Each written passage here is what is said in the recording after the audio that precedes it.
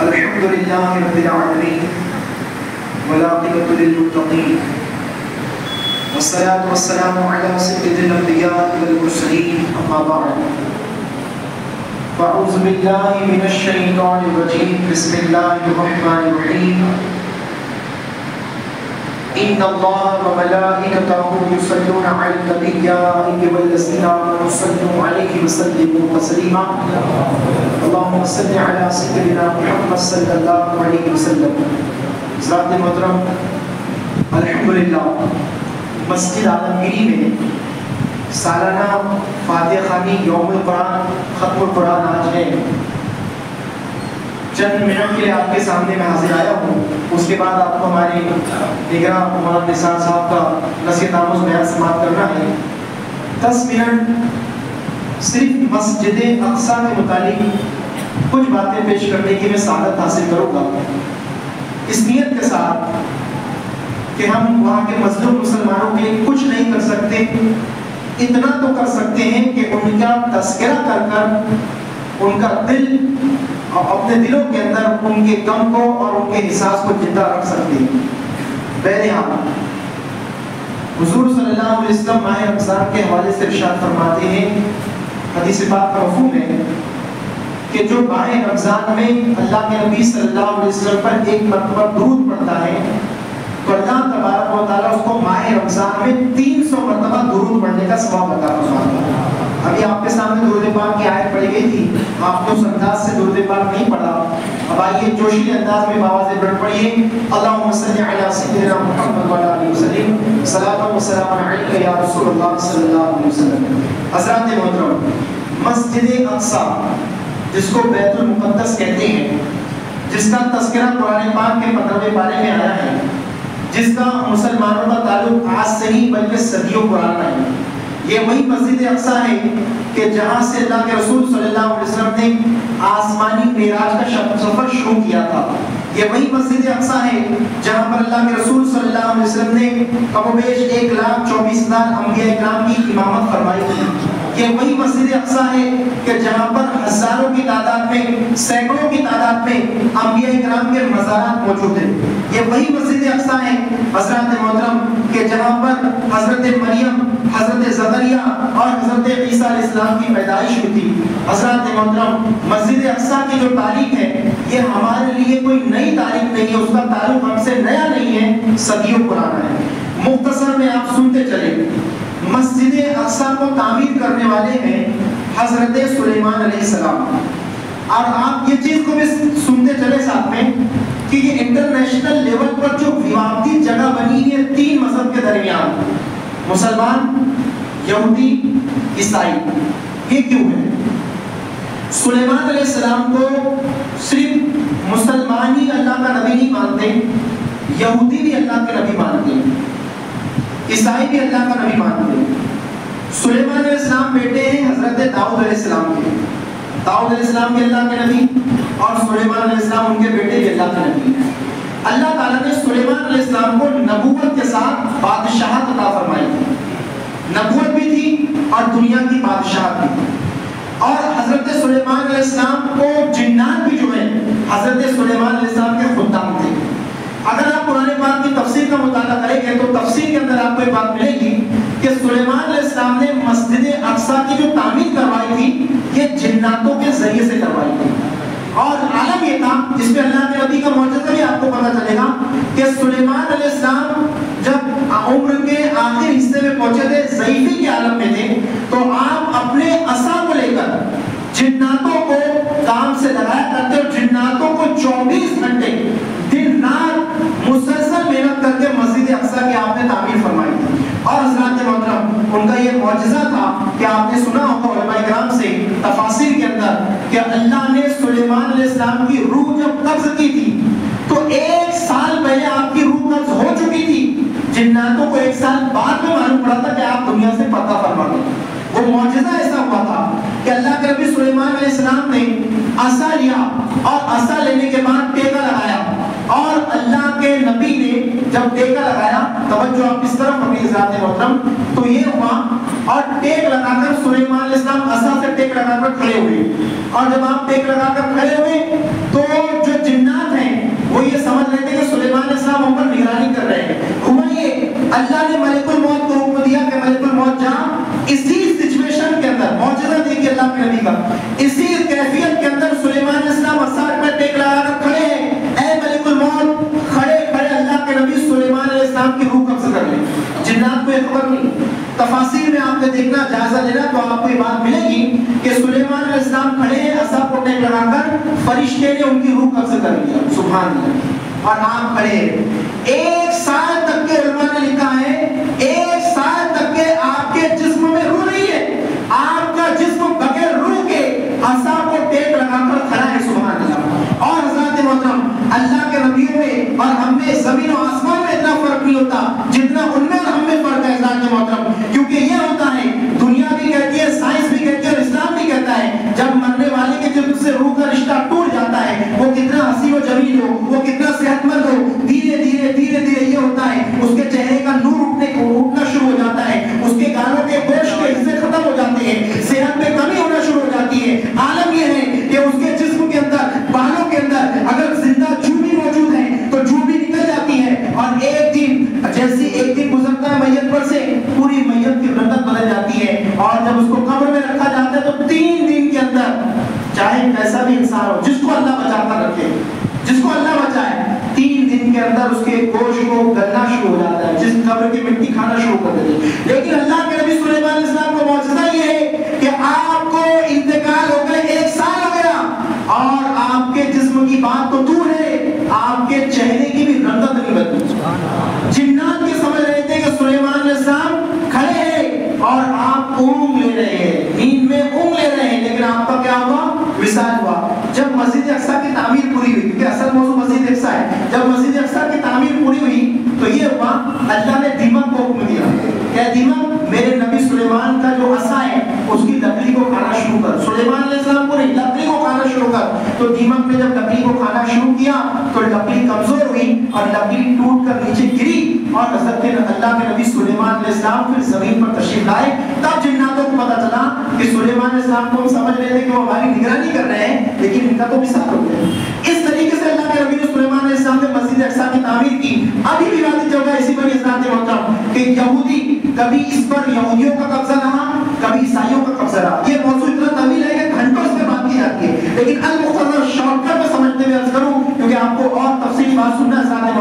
अल-मुख्तसर के आखिर में ये हुआ कि इस मस्जिद अक्सा को इस उम्मत मोहम्मदिया के मर्द मुजाहिद सलाहुद्दीन अय्यूबी ने फतह किया, और सलेबियों से, ईसाइयों से फतह कर सलाहुद्दीन अय्यूबी ने इसको फिर मुसलमानों के हाथ में दे दिया। अब मुसलमानों के पास जब मस्जिद अक्सा आई, और सलाहुद्दीन अय्यूबी वो मुजाहिद गुजरे हैं जिनका नाम हर नौजवान जब अपने ज़बान से लेता है तो उस नौजवान के अंदर जिहाद का जज्बा पैदा हो जाता है, इस्लाम पर मिटने का जज्बा पैदा हो जाता है। वो सलाहुद्दीन अय्यूबी, इन्होंने कसम खाई थी कि मैं उस वक्त तक के अपने चेहरे पर मुस्कुराहट नहीं लाऊंगा जब तक कि मस्जिद अक्सा को मैं दुश्मनों से आजाद नहीं करूंगा। और वो दिन आया कि मस्जिद अक्सा पर उन्होंने इस्लाम का झंडा लहरा दिया। हज़रत मोहतरम, अल-मुख्तसर ये हुआ कि वो ईसाइयों से फिर मुसलमानों के पास आई। फिर ये हुआ कि मुसलमान जो फलस्तीन के मुसलमान थे, फलस्तीन अरब कंट्री में गिना जाता है। मैं बहुत रफ्तार से आपके सामने करते हुए गुजर रहा हूँ। जैसे एशिया के इंडिया, पाकिस्तान, श्रीलंका, बांग्लादेश वगैरह ये सब मिलाकर बर्रे आज़म एशिया बना, ऐसे ही अरब कंट्री में और दूसरे भी ममालिक थे। फलस्तीन जो जहाँ पर मस्जिद अक्सा मौजूद है, वो उसका ताल्लुक भी अरब ममालिक से था। फिर ये हुआ हज़रत मोहतरम, ये जो यहूदी है आज जो मुसलमानों पर जुल्म की इंतहा कर रहे हैं, ये यहूदी आज से हमारे दुश्मन नहीं है, ये सदियों से हमारे दुश्मन है। और ये ऐसी कौम है हज़रत मोहतरम कि अल्लाह ने इनको इतनी नेमतों से नवाजा था, इतनी नेमतों से नवाजा था कि जितने नबी ये बनी इस्राइल में तशरीफ लाए, उतने नबी कोई कौम में नहीं लाए, तशरीफ लाए। इनको समझाने वाले बेशुमार लोग थे, लेकिन ये मानते नहीं थे। इन्होंने आखिर में ईसा इस्लाम से दुश्मनी की और ईसा इस्लाम को माज़अल्लाह इन्होंने कत्ल का मंसूबा बना दिया। ये रोज़े अव्वल से हमारे दुश्मन है। फिर आखिरी नबी, हमारे नबी जब पैदा हुए तो इन्होंने हमारे नबी की नबूवत का भी इनकार किया।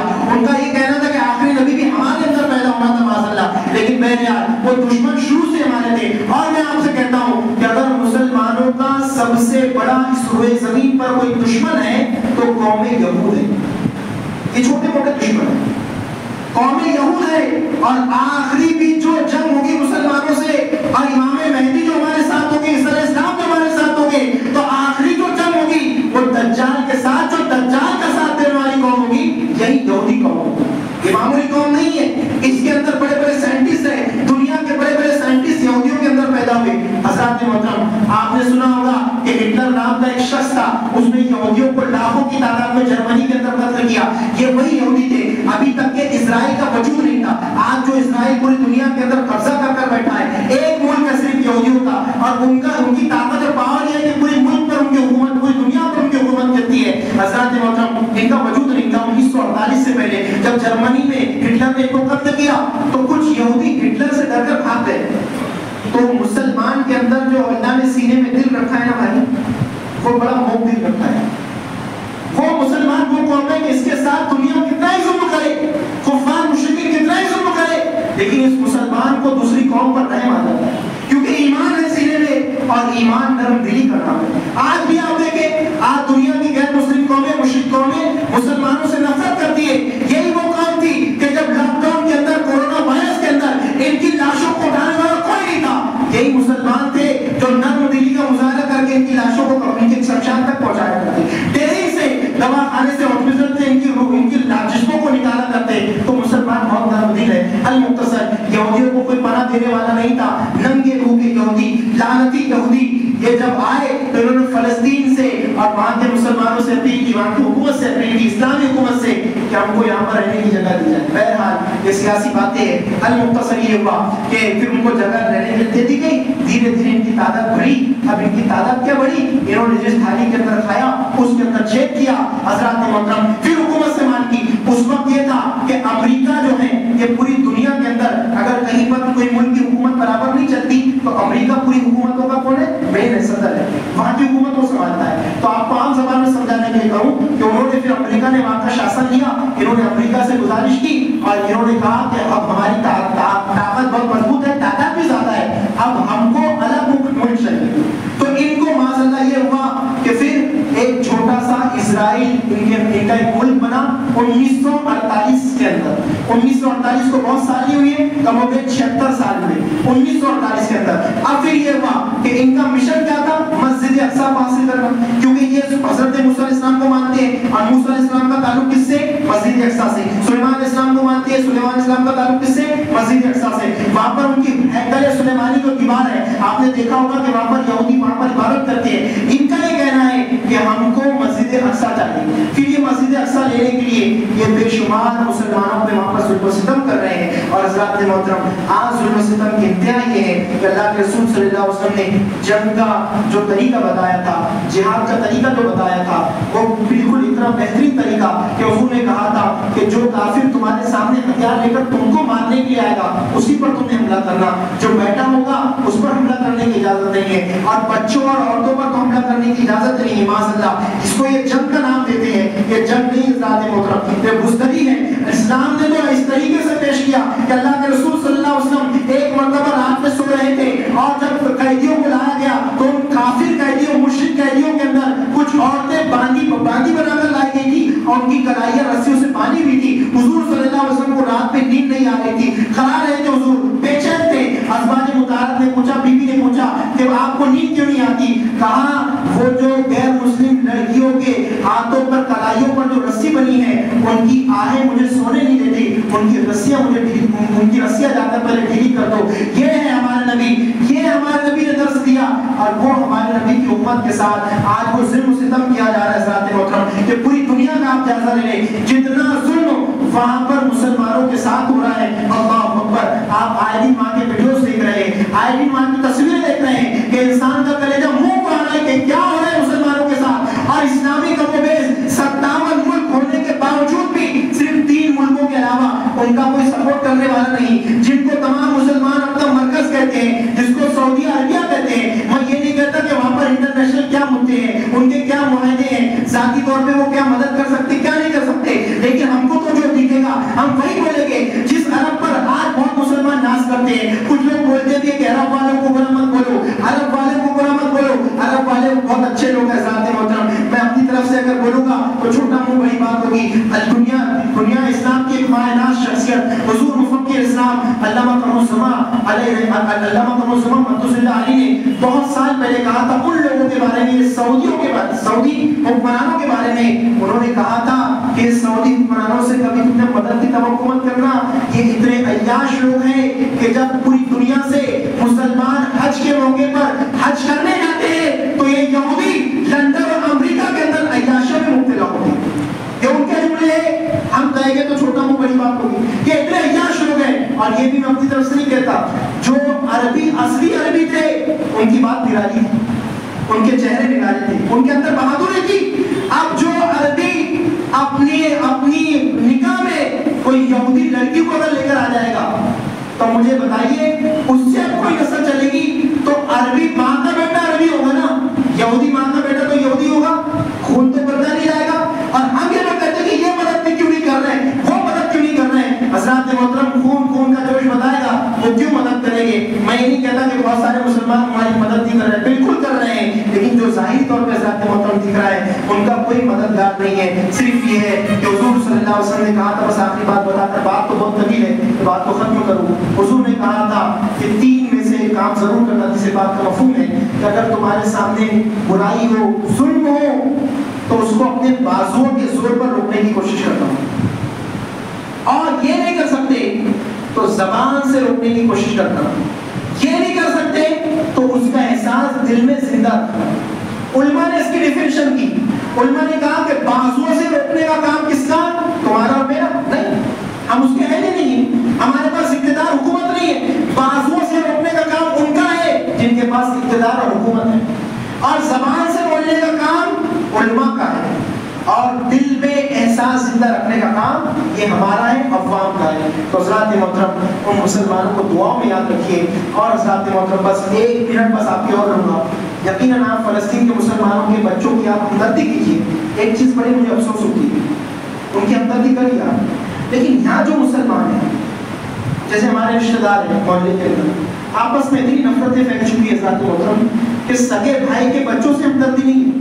ہمدردی حضرت فلسطین کے بچوں سے. یقیناً فلسطین کے بچوں پر جان قربان، یقیناً ان سے ہمدردی ہے. وہ جو جذبہ پیش کر رہے ہیں، بھاگ نہیں رہے، شہادت کو گلے لگ رہا ہے، ہمدردی رکھیے، لیکن یہ آپسی تنازعات کو ختم کیجیے. ایک دوسرے کے دل تو بڑے رکھیے، ایک دوسرے کے دل تو بڑے رکھیے. ان فلسطینیوں کی مدد کرنے میں ہمارا اتنا اختیار نہیں ہے، لیکن جو ہمارے رشتہ دار بچے ہیں، یہ دیکھا جا رہا نفرت کے اندر بھائی بھائی کا اگر جھگڑا ہے اس میں بچوں کو مت پیسیے، بچوں کو مت پیچھیے. ابا چچا کا بڑپا کا اختلاف ہے تو بچوں نے آپ کا کیا بگاڑا ہے؟ ورنہ اگر آپ اس میں موجود ہیں تو فلسطین کے بچوں کی دعا کرنے کے لیے آپ کا کوئی فائدہ نہیں ہے، کیونکہ جو آپ کے اختیار میں ہے آپ وہ نہیں کر رہے ہیں. ہمارے پڑوس کے اندر بچے بھوکے ہیں، پریشان ہیں، عید کے لیے خوشیاں منانے کے لیے ان کے پاس پیسے نہیں، دولت نہیں ہے، اور اللہ نے ہم کو نوازا ہے اور ہم کہہ رہے ہیں کہ فلسطین والوں کے لیے دعا کیجیے. یقیناً کیجیے، لیکن پہلے گھر والوں کی خبر بھی دیجیے.